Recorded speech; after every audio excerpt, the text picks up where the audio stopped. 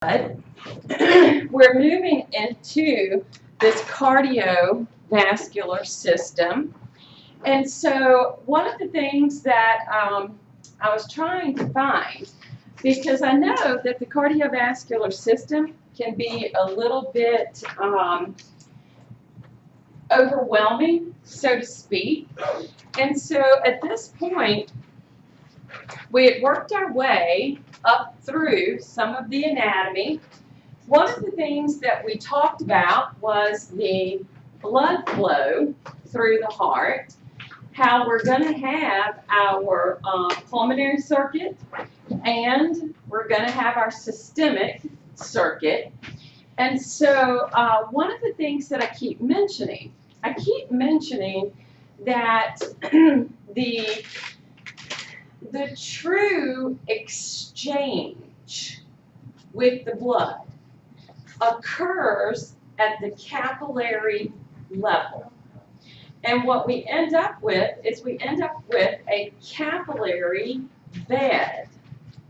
And this is sort of what they're trying to show in this view right here, because the capillary bed is a web of the blood vessels. And on one side of it is the arterial end, and on the other side is the venous. So basically where the blood is pumped around the systemic circuit, they literally go from artery to vein at the level of the capillaries. So the capillaries are very important. They're microscopic, we can't see them, okay? But it's the area where everything occurs. Now, the other part we talked about was our coronary circulation. That circulation for the actual tissues of the heart, okay, which is a very important circulation, because this is where, if that blood flow gets cut off, the person has that, what we know is the heart attack, the myocardial infarction. So I was trying to find some videos, because we've got a lot to look at for our heart. So this right here kind of gives us an overview of hopefully the circulation and the coronary circulation. Your heart is a pump. It's a muscular organ about the size of your fist and is located slightly left of center in your chest. Your heart is divided into the right and left side. The division protects oxygen-rich blood from mixing with oxygen-poor blood. Together, your heart and blood vessels comprise your cardiovascular system, which circulates blood and oxygen around your body. In fact, your heart pumps about 5 quarts of blood every minute, and it beats about 100,000 times in one day. That's about 35 million times in a year. Oxygen-poor blood, blue blood, returns to the heart after circulating through your body. The right side of the heart, composed of the right atrium and ventricle, collects and pumps the blood to the lungs through the pulmonary arteries. The lungs refresh the blood with a new supply of oxygen, making it turn red. Oxygen-rich blood, red blood, then enters the left side of the heart, composed of the left atrium and ventricle, and is pumped through the aorta to the body to supply tissues with oxygen. 4 valves within your heart keep your blood moving the right way. The tricuspid, mitral, pulmonary, and aortic valves work like gates on a fence. They open only one way and only when pushed on. Each valve opens and closes once per heartbeat, or about once every second. A beating heart contracts and relaxes. Contraction is called systole, and relaxing is called diastole. During systole, your ventricles contract, forcing blood into the vessels going to your lungs and body, much like ketchup being forced out of a squeeze bottle. The right ventricle contracts a little bit before the left ventricle does. Your ventricles then relax during diastole and are filled with blood coming from the upper chambers, the left and right atria. Then the cycle starts over again. Your heart is nourished by blood too. Blood vessels, called coronary arteries, extend over the surface of your heart and branch into smaller capillaries. Here you can see just the network of blood vessels that feed your heart with oxygen-rich blood. Your heart also has electrical wiring, which keeps it beating. Electrical impulses begin high in the right atrium and travel through specialized pathways to the ventricles, delivering the signal to pump. The conduction system keeps your heart beating in a coordinated and normal rhythm, which in turn keeps blood circulating. The continuous exchange of oxygen-rich blood with oxygen-poor blood is what keeps you alive. So just a little something for a refresher. And oh, get that mouse right. There we go. So some other things that I found. Okay. Well, welcome to today's video where we're going to be considering the heart. And the heart's a hollow muscular organ. So some other things that I found. Okay, when you're in your textbook online and you're going through reading and stuff, do you ever click on some of these little links right here? Okay, those links actually take you to some pretty cool videos and information. So this right here, this is called Anatomy and Physiology Revealed. It's a part of the textbook. And sometimes when you're in this reader, you're going to see them, okay? I actually happened to download a couple of them and open the links, but this is actually A&P Revealed. And so what it does is give you videos that match topics for topics in the book, okay? Like if you come up here, you'll notice it goes all the way back to part 1 in the textbook.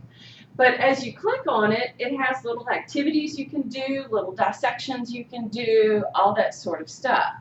I happened to click on cardiovascular because that's where we're at. And so the other thing, like the video we just watched, the blood flow through the heart, this is one that's been created by McGraw-Hill, by your textbook. And they are very informative.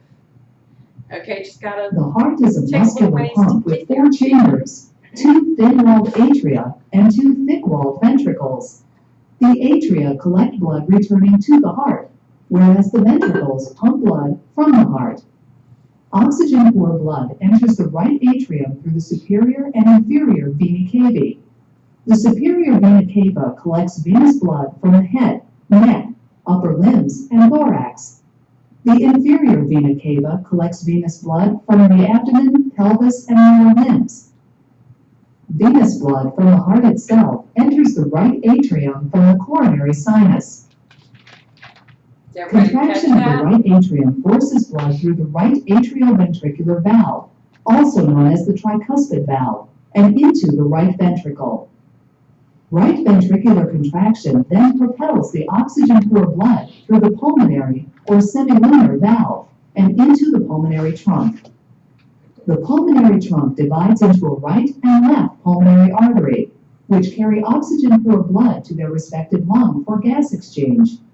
These are the only arteries that carry oxygen-poor blood. Oxygen-rich blood returns from the lungs through the 4 pulmonary veins to the left atrium. These are the only veins that carry oxygen-rich blood. Contraction of the left atrium forces blood through the left atrioventricular valve, also known as the bicuspid or mitral valve, and into the left ventricle. Left ventricular contraction propels the oxygen-rich blood through the aortic or semilunar valve and into the aorta for distribution to the body. So they're pretty cool videos. All right. If I can get them, if I can figure out how to get them onto Canvas, I'll try to create a module with them in Canvas. So we left off at the point of the coronary circulation.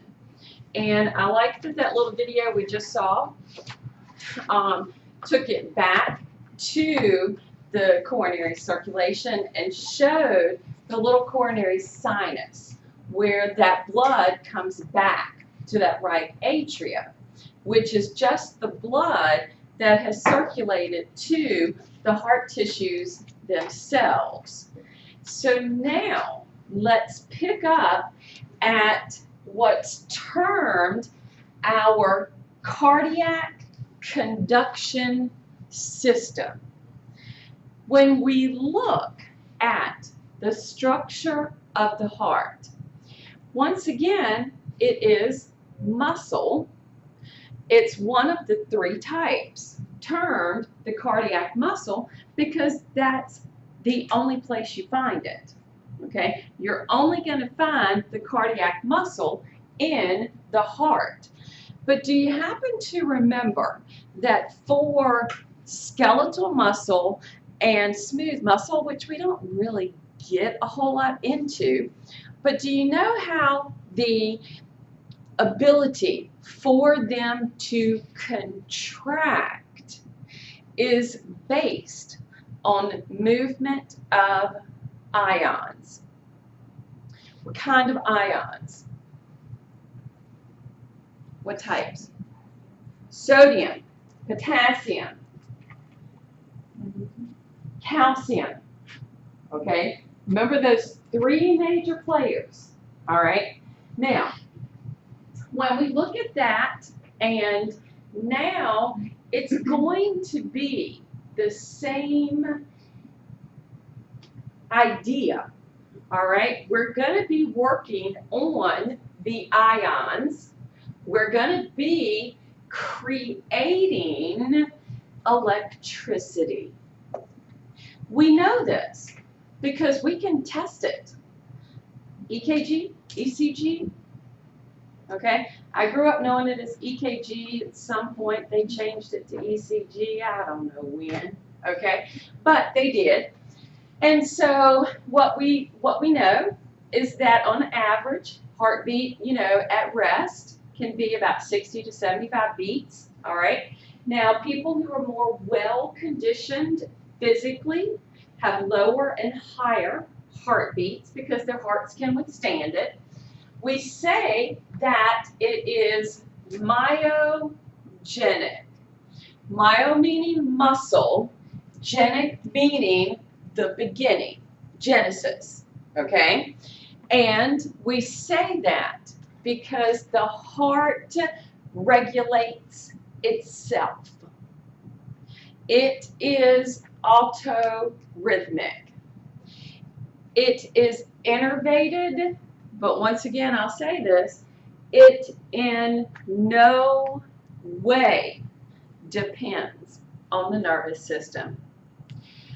The heart sets its own beat. It has its own pacemaker and electrical system. When we look at the structure of cardiac muscle, now when we think back to the models that we had the other day, and we're looking at this structure, okay? When we opened it up like this, our atria, ventricles, which one shows cardiac muscle? Ventricles. Okay? It's practically non-existent for atria. Ventricles are the area that we're going to find a ton of this cardiac muscle. Okay? So, these cardiomyocytes, heart muscle cell. Okay? That's what cardiomyocytes means. Okay?